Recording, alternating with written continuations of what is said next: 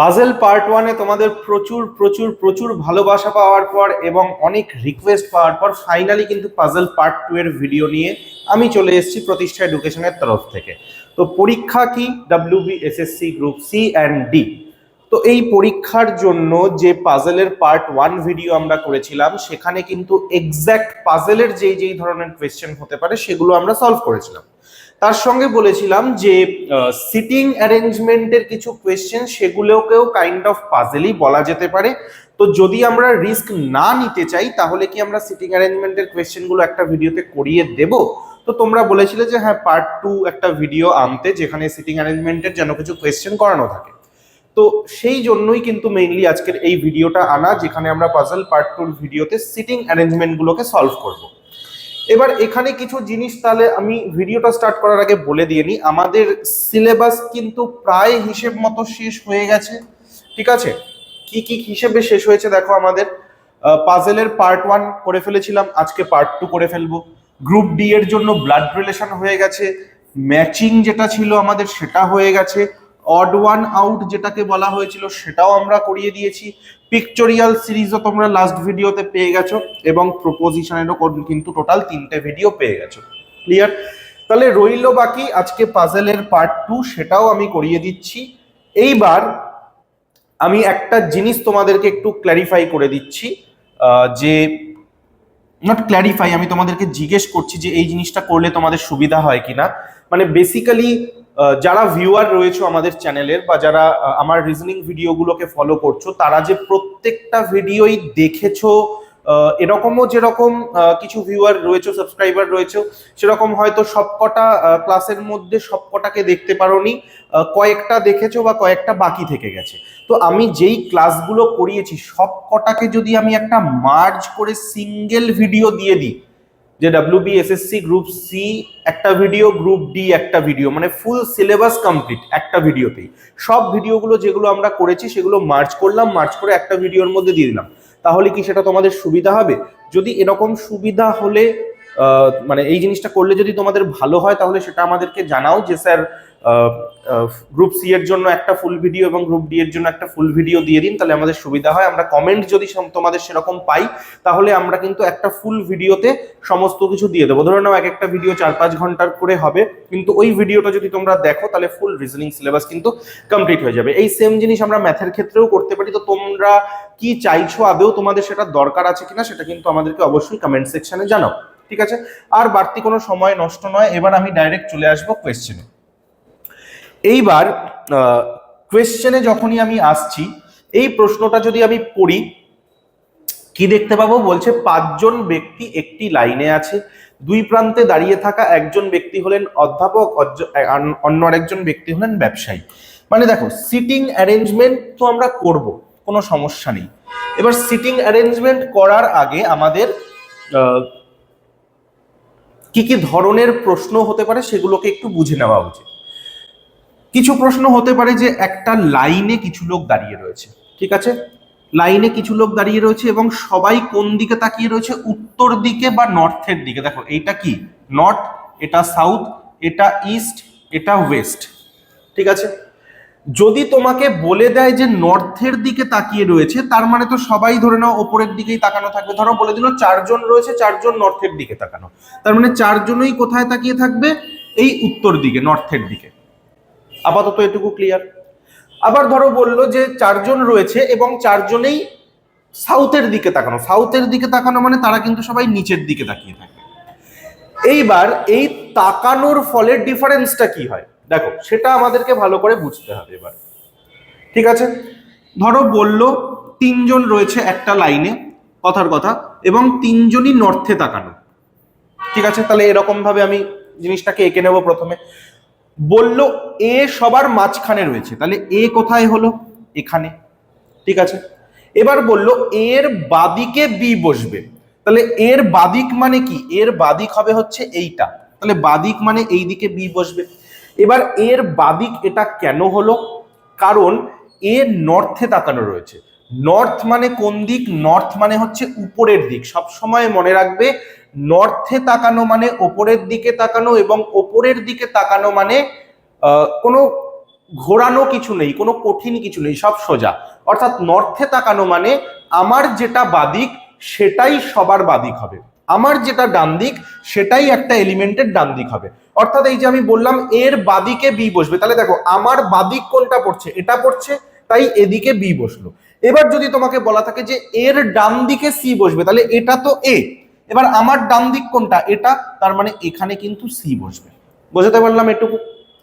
এইবার কথার কথা তোমাকে ধরো বলে দিল তিনজন বসে রয়েছে সেম, কিন্তু তিনজনই কোন দিকে তাকানো, সাউথের দিকে তাকানো, ঠিক আছে। এবার বলে দিল মাঝখানে কে আছে, মাঝখানে বসে রয়েছে এ, আমি সেটাই করলাম যে মাঝখানে এ বসে রয়েছে, ঠিক আছে, কোনো সমস্যা নেই তাতে আমার।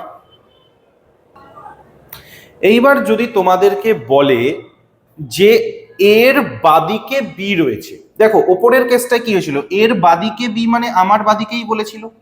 এবার যদি আমাকে বলে এর বাদিকে বি রয়েছে, তার মানে নর্থে তাকানো অবস্থায় কি করেছিলাম, আমার যেটা বাদিক সেদিকেই বি কে বসিয়েছিলাম, কিন্তু সাউথে তাকানো অবস্থায় সেটা হবে না, উল্টোটা হবে। অর্থাৎ এর বাদিক মানে আমার যেটা ডান দিক সেটা হবে হচ্ছে তার বাদিক, তার মানে এর বাদিকে বি মানে বি হবে এখানে। এটা কি করে মনে রাখবে, মনে রাখবে নর্থ, নর্থ মানে হচ্ছে সব সেম, নর্থ মানে হচ্ছে সব সেম, আর সাউথ মানে হচ্ছে কি, সাউথ মানে হচ্ছে সব ডিফারেন্ট বা অপোজিট, ডিফারেন্ট বলতে পারো বা অপোজিট বলতে পারো। যদি বাদিক বলে তাহলে আমি ডান দিক যাব, যদি ডান দিক বলে তাহলে আমি বাদিক যাব। সেম যদি এবার তোমাকে বলে এর ডান দিকে সি বসছে, তাহলে এর ডান দিক তো এটা, বাট সেটা নর্থে তাকানো অবস্থায়, কিন্তু সাউথে তাকানো অবস্থায় এর ডান দিক মানে হয়ে যাবে এটা, আর সি বসবে এখানে। ক্লিয়ার? তো এই যে এগুলোকে বলা হয় হচ্ছে লিনিয়ার সিটিং অ্যারেঞ্জমেন্ট। তো এগুলো আমাদের লিনিয়ার সিটিং অ্যারেঞ্জমেন্ট। তো এবার আমি লিনিয়ার সিটিং অ্যারেঞ্জমেন্ট গুলো কি করে সলভ করতে হয় সেগুলো আমি তোমাকে দেখাচ্ছি। এবার এক্ষেত্রে কয়েকটা জিনিস বলে দিই, যদি প্রশ্নে তোমাকে বলে দেয় যে নর্থে তাকিয়ে রয়েছে বা সাউথে তাকিয়ে রয়েছে তাহলে কোনো সমস্যাই নেই, ক্লিয়ার একদম। কিন্তু যদি কিছু বলা না থাকে, কারণ স্টেট গভর্নমেন্টের পরীক্ষার যা কোয়েশ্চেন গুলো ফলো করা যায় সেখানে সবকিছুর এক্সাক্ট ইনফরমেশন দেওয়া থাকে না এই টাইপের কোয়েশ্চেনে, ঠিক আছে। যেগুলো সেন্ট্রাল গভর্নমেন্টের পরীক্ষায় বলে দেয় যে নর্থে তাকানো রয়েছে বা সাউথে তাকানো রয়েছে, স্টেট গভর্নমেন্টের পরীক্ষা বা পশ্চিমবঙ্গর সরকারের যে পরীক্ষাগুলো আমরা দেখে আসছি সেখানে কিছু প্রশ্নে বলা থাকে, কিছু প্রশ্নে ডিরেক্টলি ক্লিয়ারলি বলা থাকে না, সেক্ষেত্রে আমাকে ধরে নিতে হবে যে তারা নর্থেই তাকিয়ে রয়েছে। কেমন? তো দেখো এখানে কি বলছে, পাঁচজন ব্যক্তি একটি লাইনে দাঁড়িয়ে আছে, দুই প্রান্তে দাঁড়িয়ে থাকা একজন ব্যক্তি হলেন অধ্যাপক, অন্য একজন ব্যক্তি হলেন ব্যবসায়ী। তাহলে প্রথম যে লাইনটা পড়লাম এটা পড়েই আমি বুঝতে পারলাম এখানে নর্থে ফেসিং না সাউথে ফেসিং কিচ্ছু বলা নেই। তাহলে আমাকে এখন কি করতে হবে, আমাকে এখন আগে সবার পাঁচজন যে রয়েছে সেইটার একটা বেস তৈরি করতে হবে। দেখো 1 2 3 4 5, একটা লাইনে পাঁচজন দাঁড়িয়ে রয়েছে সেটা সবার আগে আমি লিখে নিলাম, এটা হচ্ছে আমার ফার্স্ট স্টেপ। আর পাজেল 1-এ আমি বলেছিলাম তোমাদেরকে পুরো প্রশ্ন একবারে পড়ার দরকার নেই, কারণ আলটিমেটলি পুরো প্রশ্ন একবারে পড়ে তুমি সলভ করতে পারবে না, তোমাকে স্টেপ বাই স্টেপই এগোতে হবে। তাহলে আমি ধীরে ধীরেই এগোই। এবার কি বলেছে দেখো, দুই প্রান্তে থাকা একজন ব্যক্তি হলেন অধ্যাপক, অন্য একজন ব্যক্তি হলেন ব্যবসায়ী। মানে এই যে দুটো কর্নারে যে দুজন রয়েছে তাদের মধ্যে একজন অধ্যাপক আর একজন ব্যবসায়ী, ঠিক আছে। কিন্তু তোমাকে কি বলে দিয়েছে যে বাদিকের কর্নারে অধ্যাপক হবে আর ডান দিকের কর্নারে ব্যবসায়ী হবে? নিশ্চয়ই বলেনি। তাহলে তুমি কি হিসেবে এখানে অধ্যাপক আর এখানে ব্যবসায়ী লিখবে? তুমি কিন্তু লিখতে পারবে না। তখন তোমাকে কি করতে হবে, এখানে অধ্যাপক অবলিক ব্যবসায়ী লিখতে হবে, এখানেও অধ্যাপক অবলিক ব্যবসায়ী লিখতে হবে। কেন? যখন আমি শিওর বুঝতে পারবো যে হ্যাঁ এখানে অধ্যাপক হবে বা ব্যবসায়ী হবে, সেটাকে তখন এখানে লিখে বাদিকে আরেকটাকে কেটে দেবো। কিন্তু এখনো পর্যন্ত আমি শিওর কিন্তু কিছু জানি না। এই সিস্টেমে এগোলে তোমরা প্রশ্নের উত্তরটাকে ঠিক করতে শিখবে, আদারওয়াইজ পারবে না, ঠিক আছে। নেক্সট কি বলছে দেখো, উকিল ছাত্রের ডান দিকে দাঁড়িয়ে আছে, অর্থাৎ একজন ছাত্র আছে তার ডান দিকে উকিল আছে। এবার তুমি একটা জিনিস বোঝো, ধরো এখানে যদি ছাত্র হয় তাহলে এখানে কি উকিল হবে। এবার ডান দিকে দাঁড়িয়ে আছে বলেছে, ইমিডিয়েট ডান দিকে দাঁড়িয়ে আছে সেরকমও কিছু বলেনি, ঠিক আছে। চলো আমি ধরে নিলাম যে ছাত্রের ইমিডিয়েট ডান দিকে উকিল আছে, অর্থাৎ ছাত্র যদি এখানে হয় উকিল তবে এখানে হবে। আবার ছাত্র তো এখানেও হতে পারে, তাই না? ছাত্র যদি এখানে হয় তাহলে উকিল কোথায় হবে? এখানে হবে। অর্থাৎ তুমি শিওর কে কোথায় হবে এখানে কিন্তু বুঝতে পারছো না বা বসাতে পারছো না, তাহলে তোমাকে কি করতে হবে, তোমাকে এই জিনিসটাকে এখন একটু স্কিপ করতে হবে, এই লাইনটাকে তোমাকে একটু সাইডে লিখে রাখতে হবে। তাহলে চলো সাইডে লিখে রাখছি। কি বলেছে, ছাত্র তার ডান দিকে উকিল হবে। ঠিক আছে, এইটা আমি সাইডে এরকম শর্টে লিখে রাখলাম এই লাইনটাকে। পরবর্তী লাইনে আসছি। এরপর বলছে লেখক ব্যবসায়ীর বাদিকে আছে। তাহলে দেখো, তুমি যদি এটাকে ব্যবসায়ী ধরো আমি বললাম যে এখানে ব্যবসায়ী আছে, তাহলে এই ব্যবসায়ীর বাদিকে তুমি লেখক লেখার মতো কোনো জায়গা পাচ্ছ, আর তো কোনো স্পেসই নেই। তার মানে তুমি কি বুঝতে পারলে যে এখানে ব্যবসায়ী বসানো সম্ভব নয়, কারণ এখানে ব্যবসায়ী করলে তার বাদিকে আমি লেখক করতে পারবো না। তাহলে তোমাকে ব্যবসায়ী কোথায় করতে হবে, ব্যবসায়ী করতে হবে হচ্ছে এই জায়গাটায়, তাই না? তোমাকে ব্যবসায়ী তাহলে এই জায়গাটায় রাখতে হবে, তাহলে তুমি এই ব্যবসায়ীর বাদিকে এখানে লেখক করতে পারবে। বোঝাতে পারলাম? ওকে, তাহলে এখানে যদি ব্যবসায়ী হয়, তাহলে এইখানে কি, ব্যবসায়ীর সঙ্গে আরেকজন কি বলেছিল আমাকে, অধ্যাপক বলেছিল। তাহলে এই পোর্শনটায় কি হবে, অধ্যাপক হবে, তাই তো? চলো আমি নতুন করে লিখে দিচ্ছি আবার। তাহলে এখানে কি হবে, এখানে হয়ে যাবে হচ্ছে অধ্যাপক। এইবার দেখো আমি কি লিখেছিলাম, যে ছাত্রের ডান দিকে উকিল হবে। দেখো এবার আমার কাছে দুটোই জায়গা পড়ে রইলো, কি হবে, এইখানে হয়ে যাবে ছাত্র, এইখানে হয়ে যাবে উকিল। এইভাবে যে আমি জিনিসটাকে সময় নিয়ে তোমাদেরকে বোঝালাম, পুরো জিনিসটা কিন্তু কমপ্লিট হয়ে গেল। এবার প্রশ্ন কি করেছে দেখো, একটা লাইন রয়েছে যদিও বা এখনো, ছাত্রটি অধ্যাপক এবং উকিলের মাঝখানে আছে। দেখো ছাত্রটি অধ্যাপক এবং উকিলের মাঝখানেই কিন্তু রয়েছে, তাই না? কোনো অসুবিধা নেই, ওই লাইনটাও আমার ম্যাচ খেয়ে গেল। লাস্টে বলছে বাদিক থেকে উকিল কত নম্বর স্থান রয়েছে। তাহলে বাদিক কোনটা আমাদের, এইটা হচ্ছে বাদিক। বাদিক থেকে উকিল কততে রয়েছে, দেখো 1 2 3, এই 3 নম্বর পজিশনে উকিল রয়েছে। তাহলে উত্তর হয়ে যাবে কি, অপশন সি, তৃতীয়। বোঝা গেল তাহলে সিটিং অ্যারেঞ্জমেন্ট কিভাবে করতে হয়? তাহলে সবার আগে আমি কি করেছিলাম, একটা বেস তৈরি করে নিয়েছিলাম যে কজন কি আছে না আছে। সেম ভাবে আমি এবার চলে যাচ্ছি পরবর্তী প্রশ্নে। দেখা যাক এখানে কি বলছে। দেখো বলছে 7 জন ব্যক্তি ABCDEF একটি বুথের দিকে মুখ করে পরপর দাঁড়িয়ে আছে। বুথ মানে ধরে নাও একটা টেলিফোন বুথ হতো না, এরকম লম্বা টাইপের, ঠিক আছে, কাজ টাজ বসানো থাকতো, তারপর ভিতরে টেলিফোন থাকতো, এই টাইপের একটা বুথ রয়েছে, হয়তো সবাই ফোন টোন করবে, ভিতরে টেলিফোন টোন রয়েছে, ফোন টোন করবে, তার জন্য সামনে পরপর দাঁড়িয়ে রয়েছে। অর্থাৎ আগেরটা আমি যেটা করলাম সেটা কি ছিল, সেটা ছিল হচ্ছে লাইনে পাশাপাশি দাঁড়িয়েছিল, সবাই এই দিকে মুখ করে, ঠিক আছে। বাট এখন সেটা বলছে না, এখন বলছে একটা লাইন আছে, সেই লাইনে 1 2 3 4 5 6 7 এইরকম 7 জন পরপর দাঁড়িয়ে আছে। বোঝা গেল? তাহলে এইবার আমি এটাকে কিভাবে সলভ করবো সেটা দেখছি, চলো। ওকে, কি বলছে, ই এফ এর আগে আছে, অর্থাৎ বলছে ই কোথায় থাকবে, আগে, কার, এফ এর। এবার তুমি একটা জিনিস আমাকে বলো, ই যদি এখানে হয়, এফ এখানে হতে পারে, এখানেও হতে পারে, এখানেও হতে পারে, এখানেও হতে পারে, এখানেও হতে পারে, এখানেও হতে পারে, অর্থাৎ তুমি এফ কে যেখানেই বসাও না কেন ই তার আগেই থাকছে। আবার ই যদি এখানে হয়, এফ নিচের এখানে যে কোনো পজিশনে হতে পারে, ই যদি এখানে হয়, এফ নিচের এখানে যে কোনো পজিশনে হতে পারে। মানে তুমি এরকম মন মর্জি মতো যাকে তাকে যেখানে সেখানে লিখে দিতে পারবে না, এটাই হচ্ছে সিটিং অ্যারেঞ্জমেন্ট আর পাজলের নিয়ম। তাহলে তুমি যখন ই কে আর এফ কে এখন কোনো পজিশন দিতে পারছো না, তাহলে আমি নিয়ম কি শিখিয়েছিলাম, যখন পজিশন শিওর তাদেরকে দিতে পারবে না, এদেরকে সাইডে লিখে দাও। অর্থাৎ এখানে কি করতে হবে, ই তার নিচে এফ। এবার মাঝখানে এইরকম আমি বক্ররেখা কেন দিলাম, পাজল পার্ট মানে বলেছিলাম যে ই এর ইমিডিয়েটলি পরে নাকি দুজন পরে নাকি তিনজন পরে এফ বসবে সেটা তো আমি জানি না, তাই যেহেতু কজন পরে এফ বসবে জানি না, তার জন্য আমি কি করেছি, এখানে মাঝখানে একটা সিম্বল আমি দিয়ে রেখেছি, এটা আমার বোঝার জন্য যে মাঝখানে কজন আছে আমার জানা নেই। হলো, এই অবধি হলো। নেক্সট বলছে ঠিক একজন ব্যক্তি সি এবং জি এর মাঝখানে দাঁড়িয়ে আছে।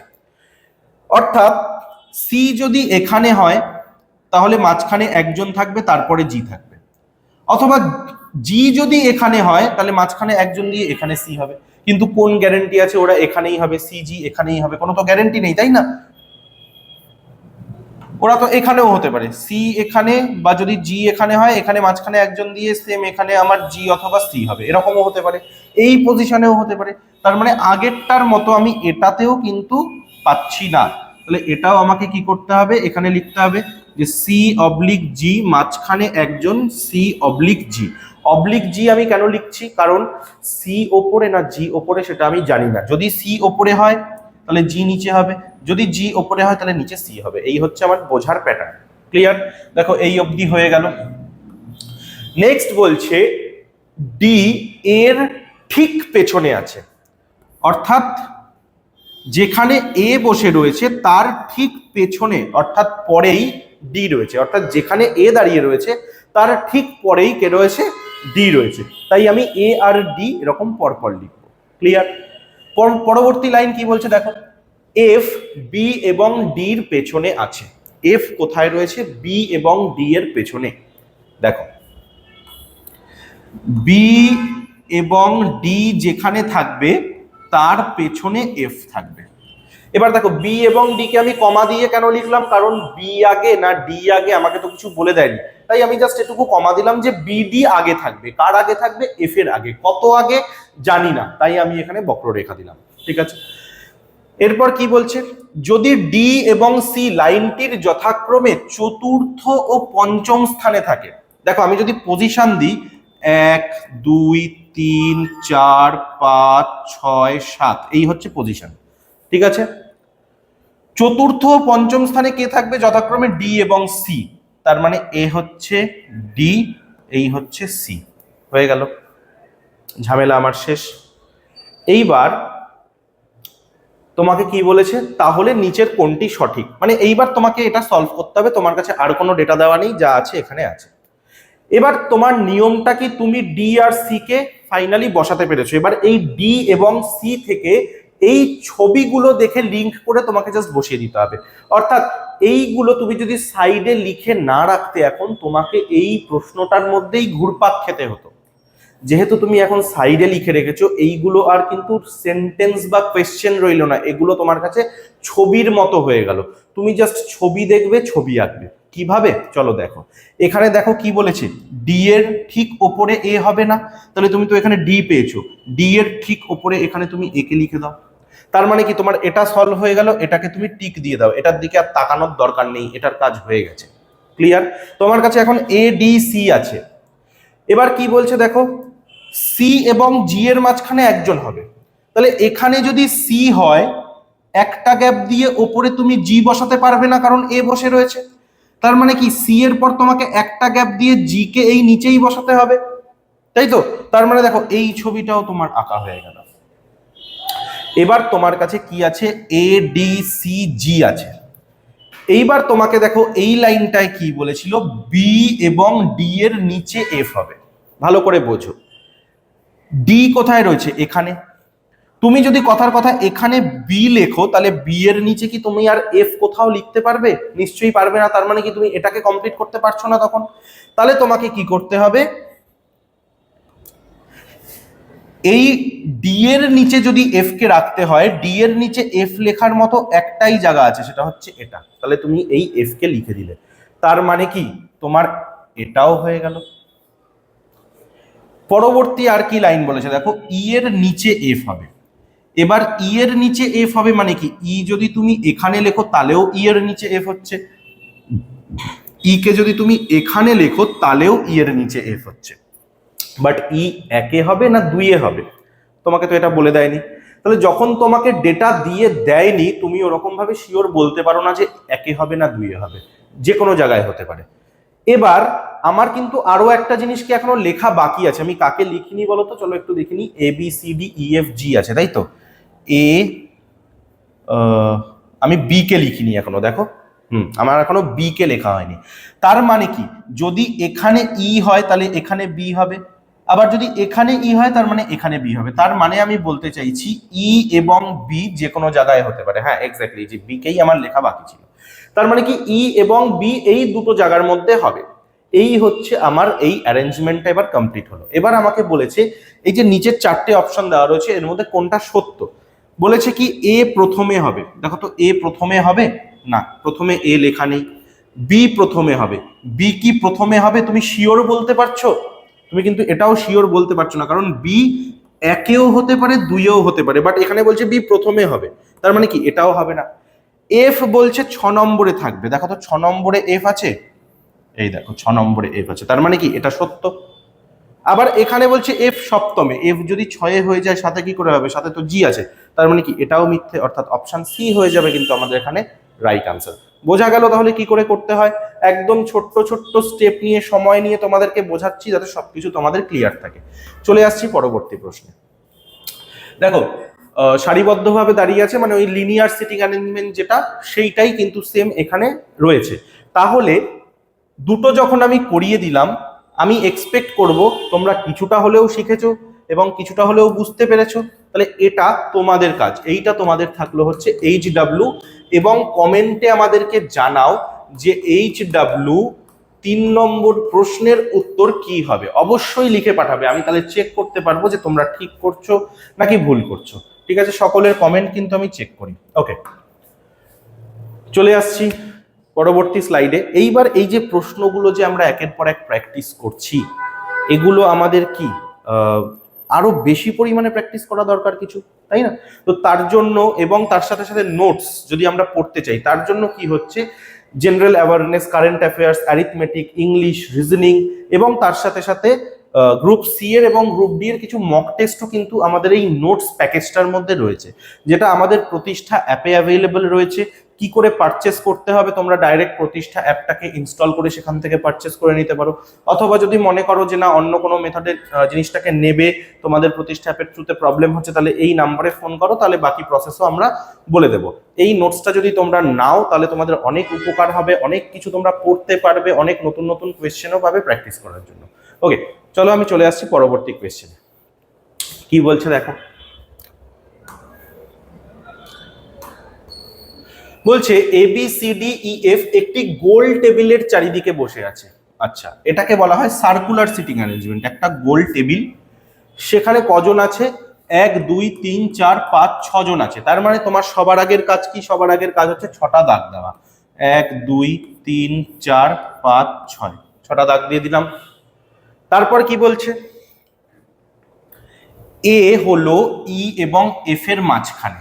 দেখো ভালো করে কি বলছে, এ থাকবে কোথায়, মাঝখানে। কার মাঝখানে, ই এবং এফ। এবার আমাকে একটা কথা বলো, তুমি ধরো এইখানে এফ লিখলে, এইখানে এ লিখলে, এইখানে সরি ভুল করলাম, এ হবে মাঝখানে, ই এবং এফ এর। একটু ভালো করে বুঝিয়ে দিই, এ হলো ই এবং এফ এর মাঝখানে। ধরো এইখানে এ লিখলে, এইখানে ই লিখলে, এইখানে এফ লিখলে। ক্লিয়ার? কোন গ্যারেন্টি আছে যে এ যদি এখানে হয় এর বাদিকেই ই হবে আর ডান দিকেই এফ হবে? তোমাকে এখানে কিছু বলেছে কে কোন জায়গায় বসবে? এরকমও তো হতে পারে যে এইখানে এফ হবে এবং এইখানে ই হবে, এটাও তো হতে পারে। তাহলে সেটাই আমি বলছি যে যতক্ষণ না আমি কনফার্ম কিছু পাচ্ছি ততক্ষণ কিন্তু আমি এদেরকে পজিশন দেব না। বোঝা গেল? তার মানে আমি কি করলাম, তার মানে আমি এই প্রথম লাইনটাকে কিন্তু প্রথমেই সলভ করতে পারলাম না। তাহলে এটাকে আমি একটু মার্ক করে রাখছি, যেটা আমি স্কিপ করলাম, পরে করব। এরপর কি বলছে দেখো, ই হলো ডি এর বিপরীতে। এটাকে তুমি করতে পারো, কি বলেছে, ডি যেখানে বসবে তার বিপরীতে ই বসবে। ধরো তুমি এখানে যদি ডি লেখো এখানে ই হবে, এখানে ডি লিখলে এখানে ই হবে, এখানে ডি লিখলে এখানে ই হবে। যে কোনো এক জায়গায় তুমি লিখতে পারো, সার্কুলারে সেরকম কোনো ব্যাপার নেই, যে কোনো এক জায়গা থেকে তুমি স্টার্ট করতে পারো। তার মানে কি এই লাইনটা আমি করে ফেললাম, ঠিক আছে। পরবর্তী লাইন কি বলছে, এবং সি ই এর কোনো পাশেরই প্রতিবেশী নয়, অর্থাৎ ই এর কোনো পাশে সি বসবে না। এটার মানে কি, এখানে ই বসে আছে, তাহলে এইখানেও সি বসবে না, এইখানেও সি বসবে না। এটাকে আমি কেটে দেবো এরম ভাবে, ঠিক আছে। তোমরা হয়তো অনেকে ভাবছো যে ই এর পাশে সি বসবে না, তো বসবে না, আমার কি করণীয় আছে, আমি বসাবো না। কিন্তু এটা শুধু ভাবলে হবে না, তোমাকে প্রত্যেকটা লাইনের এগেনস্টে কিছু কাজ করতে হবে। কারণ যখন তুমি পরবর্তী লাইনটা পড়বে তখন হয়তো তুমি ভুলে যেতেই পারো যে ইর পাশে সি বসবে না, এটা এরকম কিছু বলা ছিল। তাই জন্য আমি কি করলাম, যাতে আমি ভুলে না যাই, এখানে আমি দুটো লিখে কেটে দিলাম, যাতে কখনো যদি আমি ভুলবশত এখানে সি বসাতে যাই আমি যাতে দেখতে পাই যে আরে এখানে তো সি বসবে না, কাটা আছে, তাই না? আচ্ছা, এরপর কি বলছে, ই এর পাশে সি বসবে না, কে বি এর বিপরীতে আছে। আচ্ছা ভালো কথা, আমার প্রশ্ন শেষ, আমার আর কিছু করার নেই। তাহলে আমার এখানে এখন কি আছে, এ হলো ই এবং এফ এর মাঝখানে। তাহলে দেখো এখানে ই আছে, কথার কথা এখানে যদি এফ হয় তাহলে এ কোথায় হবে, এখানে, তাই তো? কিন্তু কোন গ্যারান্টি আছে যে এফ এখানেই হবে? এফ তো এখানেও হতে পারে। চলো দেখা যাক, আমি আরো একটা কেস দিচ্ছি তোমাদের জন্য। 1 2 3 4 5 6 কি করেছিলাম আমি? ডি কে এখানে লিখেছিলাম, ই কে এখানে লিখেছিলাম, সি এখানে হবে না, সি এখানে হবে না।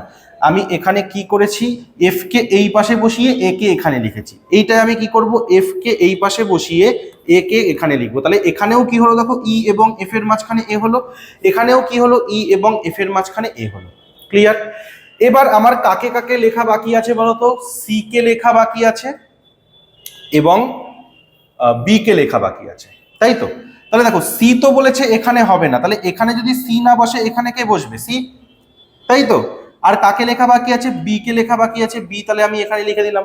ঠিক একইভাবে এইখানে সি ক্রস দেওয়া আছে, মানে এখানে আমি সি বসাতে পারবো না, তাহলে সি এখানে বসাতে হবে। আর কাকে লেখা বাকি আছে? বি, তাহলে আমি এখানে বি কে লিখে দিলাম। মানে এই দুটো ভাবেই হতে পারে। এবার দেখা যাক আমাদের কাছে কি জানতে চাইছে অ্যাকচুয়ালি। বলছে কে বি এর বিপরীতে আছে, বি এর বিপরীতে, এই বি, বি এর বিপরীতে এখানে কি আছে? এফ।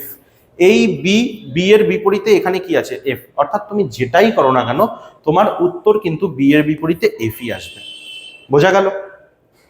তাহলে এইটা হচ্ছে কি বলতো, এইটা হচ্ছে আমাদের সার্কুলার সিটিং অ্যারেঞ্জমেন্ট। খুব সোজা, যদি প্রপার নিয়ম মেনে করতে পারো এবং সবাইকে একটা প্রমাণিত জায়গা দিতে পারো, নিজের মন মর্জি মতো না। আমি কিন্তু আমার ইচ্ছে হলো বসিয়ে দিলাম, এরকম করিনি। যার যেখানে বসা সাজবে বা একদম প্রুভড হবে যে হ্যাঁ এখানেই বসবে, তাকে আমি সেখানেই বসাবো, আদারওয়াইজ দেবো না। তোমরাও যদি এই প্রসেসটা মানতে পারো তোমাদেরও কোনো প্রশ্ন ভুল হবে না। তাহলে আমি লিনিয়ার করালাম, সেখান থেকে তোমাদেরকে একটা করতে দিয়েছি। আমি তোমাদেরকে কি করালাম, সার্কুলারও একটা করিয়ে দিলাম, সেখান থেকেও কিন্তু আমি তোমাদেরকে এবার একটা করতে দেব HW। আশা করি তোমরা বুঝতে পারবে, ঠিক আছে?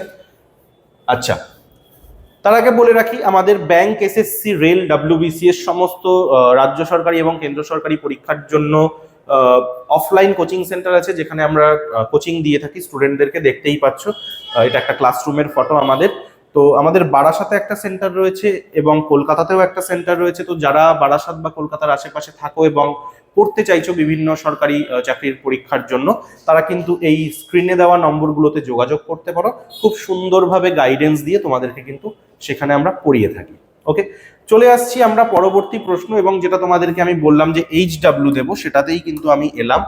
এইটা তোমাদের হোমওয়ার্ক থাকবে। তোমরা কি করবে?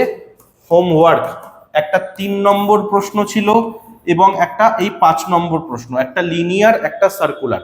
তো এটার উত্তর কি হবে এই দুটো প্রশ্নের, সেটা আমাদেরকে কমেন্ট করে জানাও।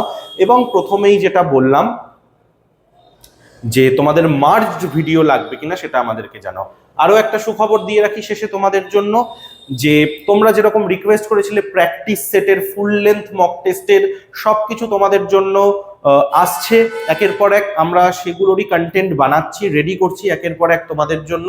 তো সবাই কি রেডি তো ফুল লেন্থ টেস্টের জন্য বা আমার সাবজেক্ট ওয়াইজ সেকশনাল টেস্টের জন্য? যদি রেডি থেকে থাকো তাহলে রেডি করে জানাও। তাহলে যদি তোমরা এখন থেকেই চাও জিনিসটা, তাহলে কিন্তু আমরা একের পর এক ভিডিওগুলো আনা স্টার্ট করব। কি চাইছো সেটা আমাদেরকে জানাতে একদম ভুলো না। ভালো থেকো সবাই, খুব শীঘ্রই পরবর্তী ভিডিওতে তোমাদের সঙ্গে দেখা হবে। আজকের জন্য তাহলে এখানেই শেষ করলাম, টাটা।